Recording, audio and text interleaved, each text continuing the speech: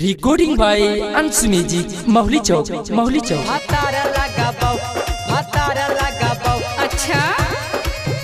सबे खाना का के बेटा भतारा लगाबो सबे खाना का के बेटा भतारा लगाबो मंडल जी के धोइला से छटा कही छाउरी तोरा धरे परही कौ हमरा दौड़ी दौड़ी हे गे छाउरी क्या मंडल जी के धोइला से छटा कही छाउरी तोरा घरे परही कौ हमरा दौड़ी दौड़ी आ धइले ही औराई फल रंगदार लगबो आ धइले ही औराई फल रंगदार लगबो सभे मंडल जी के अच्छा सभे मंडल जी के बेटावा भतार लगबो सभे थाना का के बेटावा भतार लगबो सभे मंडल जी के बेटावा भतार लगबो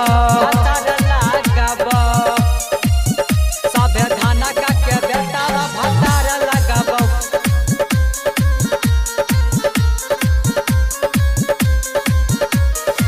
रिकॉर्डिंग बाय अंश म्यूजिक महली चौक भतार लगबो जबन मांगा मीता बना तोरा देबो हियो धना कना छौरी माजा खाली लेबो छौरी जबन मांगा मीता बना तोरा देबो हियो धना कना छौरी माजा खाली लेबो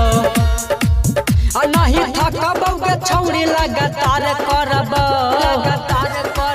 आ नहीं थकबो के छौरी लगातार करबो सभे मंडल जी के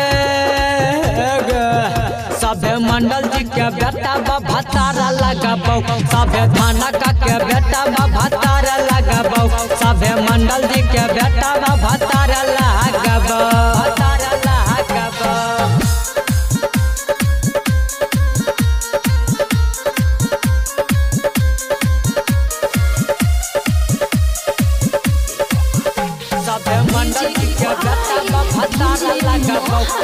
गायक सगार तो साथे जय पालग आज नहीं छोड़ता छौरी देता तोरा झकग आज नहीं छोड़ता छौरी देता तोरा झकग गायक सगार तो साथे जय पालग आज नहीं छोड़ता छौरी देता तोरा झकग